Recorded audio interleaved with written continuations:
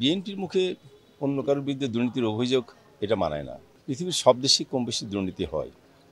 এখানে যে এখন একেবারেই দুর্নীতিহীনভাবে চলছে এই দাবি আমি করব না।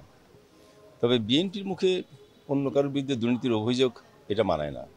কারণ এই বিএনপি যখন রাষ্ট্র ক্ষমতায় ছিল ২০০১ থেকে ২০০৬ সাল পর্যন্ত পরপর ৫ বার বিশ্বের ১ নম্বর দুর্নীতিবাজ রাষ্ট্র হিসেবে সেই সময় প্রতিষ্ঠিত হয়েছিল। এর চেয়ে লজ্জাজনক কলঙ্ক জাতির কপালে আর কখনো হয়নি। তো সেটা বিএনপির দ্বারাই হয়েছিল। তো সেই বিএনপি অন্যের দুর্নীতি নিয়ে কথা বলার তাদের নৈতিক অধিকার আছে কিনা সেটা বিবেচ্য বিষয়। আর একটা কথা আমরা সবসময় বলি যে আন্তর্জাতিক বাজারেই এখন অনেক আন্তর্জাতিক বাজারটাই কিছুটা অস্থিতিশীল।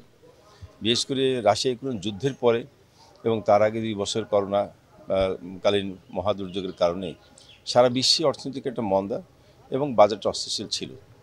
সেই অস্থিতিশীলের ঢেউ কিন্তু আমাদের দেশেও আছে। আমাদের পার্শ্ববর্তী বা আমাদের এই সাবকন্টিনেন্টে এখনও অস্থিরতা কাটিয়ে উঠতে পারি নাই।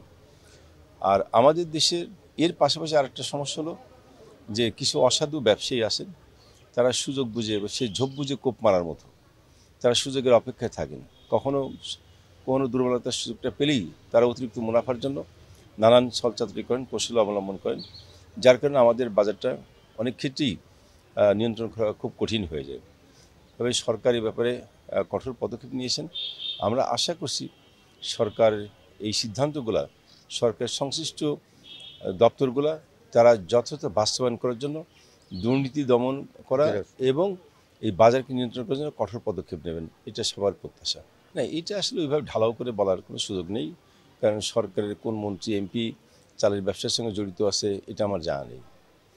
আর ব্যবসায়ী হিসেবে এটা সব রাজনৈতিক দলের মধ্যেই অনেক নেতাই আছেন যারা ব্যবসা করে। ব্যবসা একটা পেশা।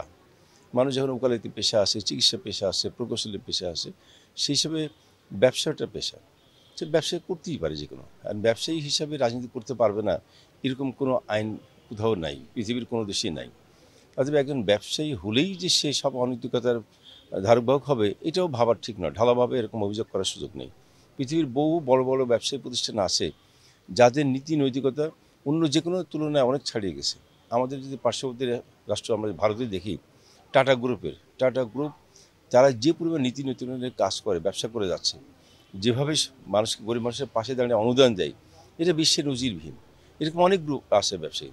তাদের ব্যবসায়ী হলেই তাকে ঢালাওভাবে অভিযুক্ত করা খারাপ হিসাবে এটা যথাযথ কাম্য নয়। যে আজকে পহেলা বৈশাখ, এই পহেলা বৈশাখের বাংলা নববর্ষ, আমি আপনাদের মাধ্যমে আমাদের কুষ্টিয়া জেলাবাসী সহ সারা দেশের মানুষকে বাংলাদেশ আওয়ামী লীগের পক্ষ থেকে নববর্ষের শুভেচ্ছা জানাচ্ছি।